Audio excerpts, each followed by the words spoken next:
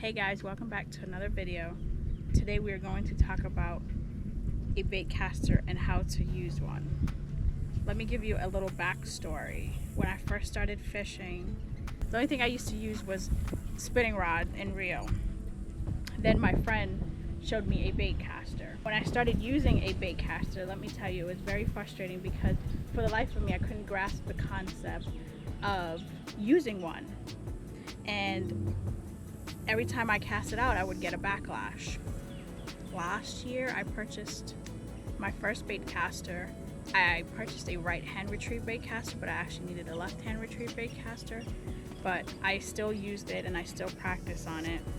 My friend later gifted me one of his baitcaster, and that's what I'm going to be using today. It was my first love until that same friend gave me a Shimano DC, and then it became love at first cast. Okay, let's get started. So maybe you're thinking about getting a baitcaster, or you already have a baitcaster and you're unsure how to use it. Today we're going to go over all the components of a baitcaster and how to use one. I mean, yes, spinning rod and reel is easier to use because the only thing you have is your bail and your drag, and that's about it. You don't have to do any type of adjustment. You can tie on just about anything and cast it out and you'll be fine. But with a baitcaster, it allows you to do more accurate casting, and it also allows you to cover more water, in my opinion. So let's go over all the components of a bait casting reel. So you have your star drag, which is this right here. You have your retrieve handle. It can be either on the left side or the right side, depending on whichever one you're comfortable with. Here is where you have your spool tensioner. This adjusts, and this allows you to determine how fast the line comes off of your reel. This is your, right here is your thumb bar. And here is where your braking system is. All the buttons on a bait casting reel are pretty much in the same place. Some of it will depend on how big they are, on what bait caster brand you purchase. I'm going to attach this to my rod and line everything up and tie something on, and we will get on with the rest of the video. Okay, so now what you want to do is tighten your full tension bar all the way down, as tight as it can go. And this is how you know that it's tight, is when you hit that thumb bar, your lure does not move at all.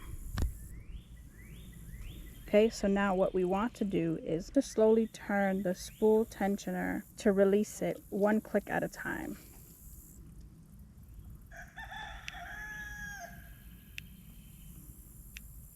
You want to do that until you see your lure starting to move.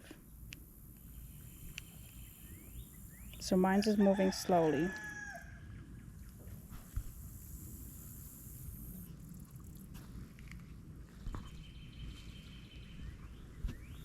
Okay.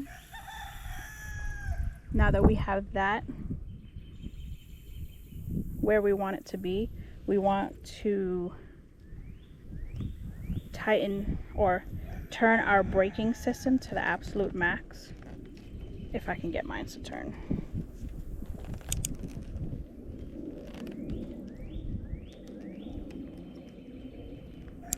There we go. So mine goes from 0 to 10. So I have mine all the way at 10. So it's recommended that you start at 10 and you slowly go down from there once you start casting and you become more comfortable. Now you have to remember when you're casting to lightly rest your thumb on the spool while casting so you don't get any backlash. And if you have your reel set up the right way, you should get little to no backlash at all. But nobody's perfect, and we all get backlash from time to time. So we're gonna make our first cast.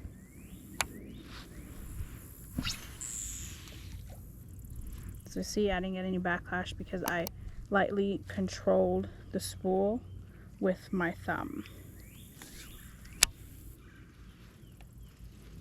and then you just retrieve your lure in.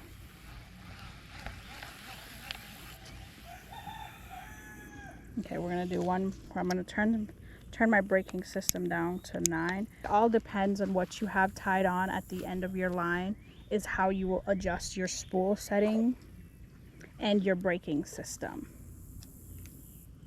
Once you become more and more comfortable, you want to slowly ease that braking system down. There are times where I have my braking system at 1 because of what I'm casting out. Okay, so I have mine at 9. And we're gonna make a cast and see what happens.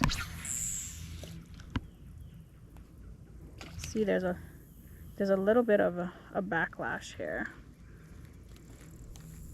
So what you want to do is just pull it out and just retrieve it back in.